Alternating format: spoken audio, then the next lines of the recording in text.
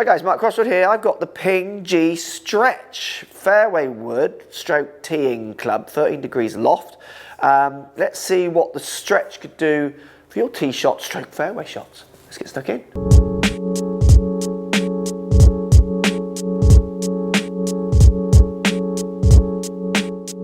Right, Ping G Stretch. So we're getting lighter crowns, we're getting lower leading edges, slightly forward CG. I've got it in a 13 degree loft. It's got the changeable neck on here as well, which is probably going to move it. I actually don't know what it moves it.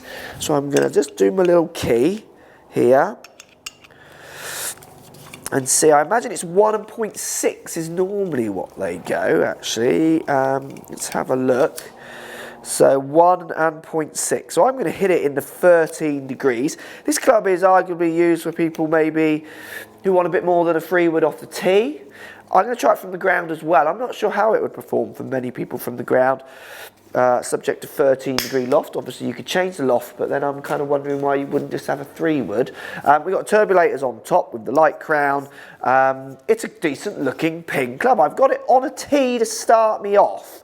Sitting it down by the ball, it is quite big and stretched. It's a nice big footprint. I could see people using this as a teeing up club who wants some distance or a bit more than their free wood, maybe a bit scared of their driver.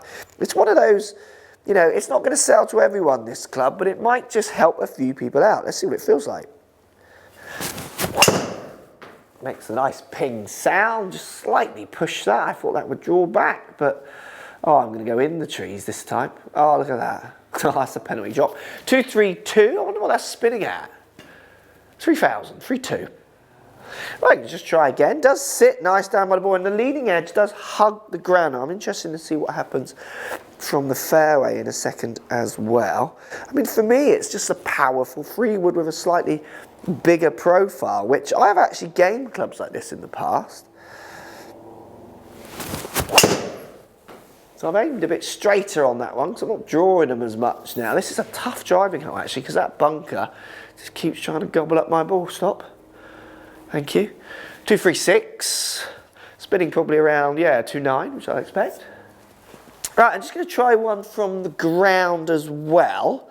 Definitely this loft is pushing me to my limits from the deck for any kind of consistency of flight. I mean, I can get good numbers out of it, but I also can get big drop-offs from such low lofts as well. Let's give it a hit. So I felt like I hit that quite well. I do feel like I'm going to leak it to the right because of the way I have to find a dig for it. Still take that though, so that's 2-3-3, not that dissimilar to the tee.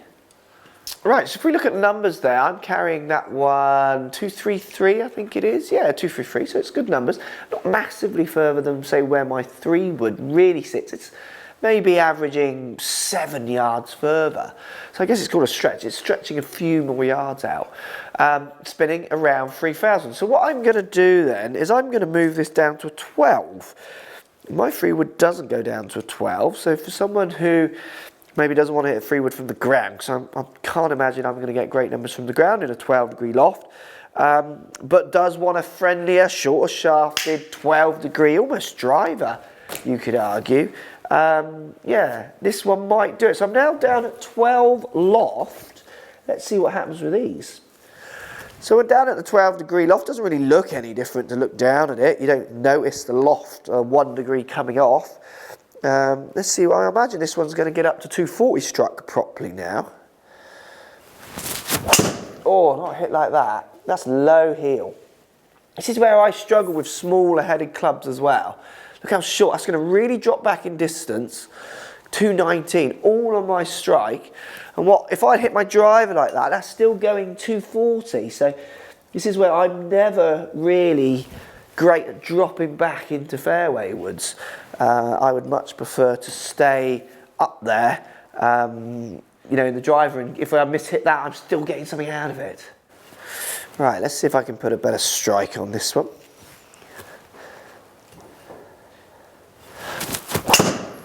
Yeah, hit that one quite nicely.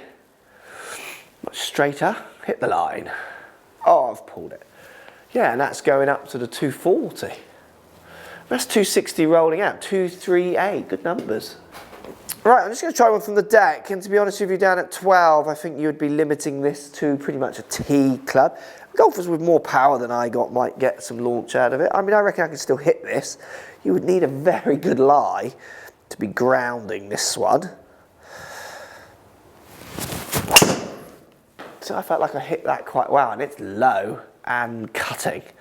12 degrees from the deck for me. I'm aiming up the left and hoping I don't cut it too much. 229, you know, it does really then transfer it into a teeing club, really. There we go, guys. 12 degree and 13 degree in the G stretch. Now I get this club, so it's spinning at 3-3. Obviously, I hit two pretty bad strikes down at the 12 degrees. At 2.5 it came down to on my good hit, and then it maxed out 2.37. But look, I mean, even at 13, I got one at 2.36 carry. It's quite a specialist club. I think it's a powerful 3-wood or a kind of maybe fullback to driver for people who want to, you know, a strong hitter would get maybe 270 out of this, which is as far as I'm hitting a driver with roll.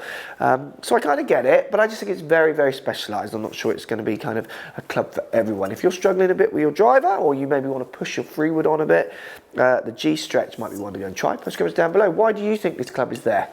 What are you about? Why are you here, Stretch? Tell me. Thanks for watching. Subscribe to my YouTube channel for loads more videos. Find me on Instagram at Crossfield Mark. Also on Twitter at 4golfonline. Find me on Facebook, Mark Crossfield. Thanks for watching. Post comments as always, and see you soon.